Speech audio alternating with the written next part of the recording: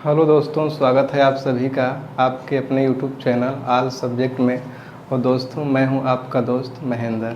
और दोस्त, आज हम बात करेंगे कि अनुपात और समानुपात का डिफिनेशन क्या होता है।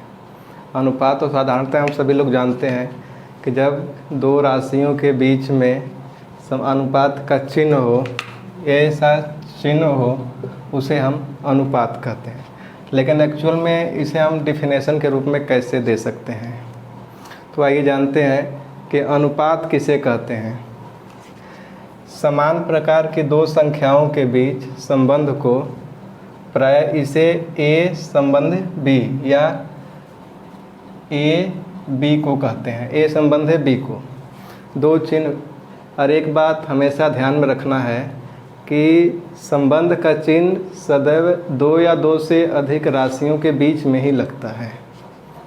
अनुपात कितने प्रकार का होता है, आइए जानते हैं इसको। पहला होता है अनुलोम अनुपात।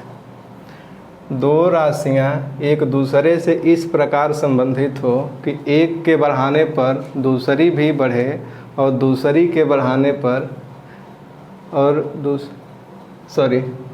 दो राशियां एक दूसरे से इस प्रकार संबंधित हो कि एक के बढ़ाने पर दूसरी भी बढ़े तथा दूसरी के घटाने पर तीसरी भी घटे।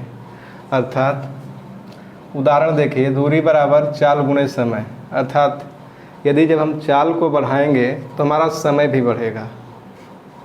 नहीं समझे? जैसे मान लीजिए कि यदि आप बाइक चला रहे हैं और आपकी बाइक की स्पीड है 10 किलोमीटर, 10 की चाल से आप चल रहे हैं, तो जब आपका चाल 10 है तो समय भी तो आपका 10 ही होगा। उसी तरह से देखिए, चाल यदि आपका 40 होगा तो समय भी 40 होगा। अर्थात कि 40 किलोमीटर प्रति घंटे की चाल से आप चल रहे हैं, यानी कि आपका चाल और समय दोनों बढ़ रहा है। तो ऐसे अनुपात को हम अनुलोम अनुपात कहते हैं। दूसरा देखते हैं, जब दो राशियां एक दूसरे से इस प्रकार संबंधित हो कि एक के बढ़ाने पर दूसरी घटे तथा दूसरी के बढ़ाने पर पहली घटे, ऐसे अनुपात को हम प्रतिलोम अनुपात कहते हैं। आवाज़ जा रही है ना? ऐसे अनुपात को हम प्रतिलोम अनुपात कहते हैं। आइए देखते हैं प्रतिलोम अनुपात का उदाहरण।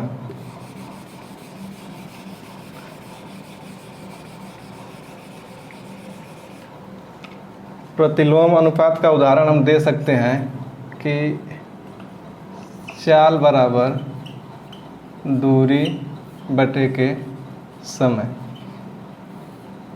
ये दोनों एक साथ नहीं बढ़ सकता। यदि आपकी दूरी बढ़ेगी तो चाल कम हो जाएगी, यदि समय कम हो जाएगा। यदि आपका समय बढ़ेगा तो ये दूरी कम हो जाएगा।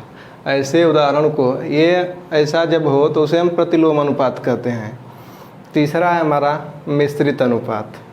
दो या दो से अधिक अनुपातों के प्रथम पद का गुणनफल द्वितीय पदों के गुणनफल से प्राप्त अनुपात को हम मिश्रित अनुपात कहते हैं।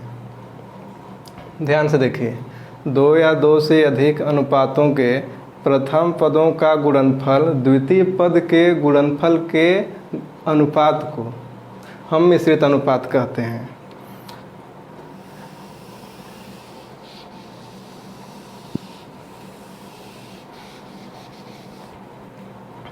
जैसे उदाहरण के लिए इसको देखिए, जैसे यहाँ पे है हमारा 3 गुणे 1 गुणे 4 और इसके रेशियो में है 2 गुणे 1 गुणे 3। ऐसे जब हो इसे हम मिश्रित अनुपात कहते हैं, यानी कि 3 1 3 1 4 12 संबंध है। 2 1 के 2 और 2 3 6 होगा, काट दीजिए। 2 संबंध है 1। ये हमारा मिश्रित अनुपात हो गया। तीसरा है हमारा वर्गानुपात। किसी अनुपात के प्रत्येक पद के वर्गों से बना अनुपात। किसी अनुपात के प्रत्येक पदों के वर्गों से बना अनुपात वर्गानुपात कहते हैं। इसका उदाहरण देखिए, जैसा कि वर्गों से बना हुआ अनुपात, यानी कि 25 होता है, 25 और मान लीजिए 16 हो गया, तो ये आपका 5 और 4, इसका जब ऐसे अनुपात हो तो ऐसे को हम वर्गानुपात कहते हैं। पांचवा है देखिए आधानुपात, किसी अनुपात के प्रत्येक पदों के वर्गमूल से जो अनुपात प्राप्त होता है। वर्गमूल समझ रहे हैं, जैसे कि 25 4, 25 16, ये हमारा 5 4, और वर्गानुपात का होगा 4 और 5, 4 का वर्ग 25 और 5 का 4 का 16 और 5 का 25। छठवां हमारा तेहरानुपात, प्रत्येक पद के घनों से बना हुआ अनुपात तेहरानुपात कहा जाता है। लास्ट है हमारा तिहाईनुपात, प्रत्येक पद के घनमूलों से बना हुआ अनुपात तिहाईनुपात कहा जाता है। घनमूलों से, जैसे कि 27 और 64, 3 और 4, प्रत्येक पदों के घनमूल से बना हुआ अनुपात। घनमूल 27 रेशियो 64, ये हमारा 3 और 4, ये तिहाईनुपात कहा जाएगा। आइए देखते हैं समानुपात क्या होता है। यदि दो अनुपात परस्पर समान हो तो उनके चारों पद समानुपात कहलाते हैं। यदि दो अनुपात परस्पर समान हो तो उनके चारों पद समानुपात कहलाते हैं। समानुपात की एक शर्त होती है, समानुपात के चिन्ह को एक्चुअल में ऐसे प्रदर्शित किया जाता है, 4 बिंदु रहता है। समानुपात की एक शर्त होती है कि बाह्य पद इंटू बाह्य पद बराबर आंतरिक पद। नहीं समझे? जैसे कि ए बी बराबर सी डी, हमारा ए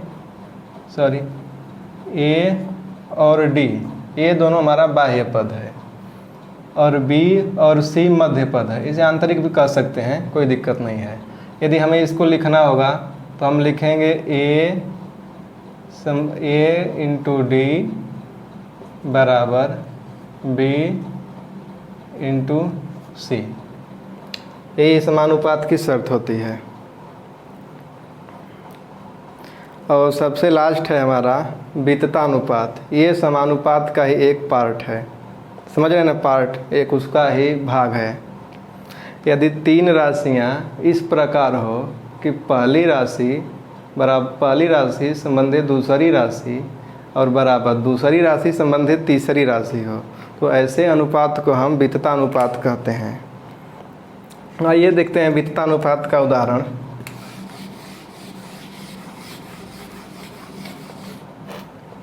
विततानुपात जैसे कि ए संबंधी बी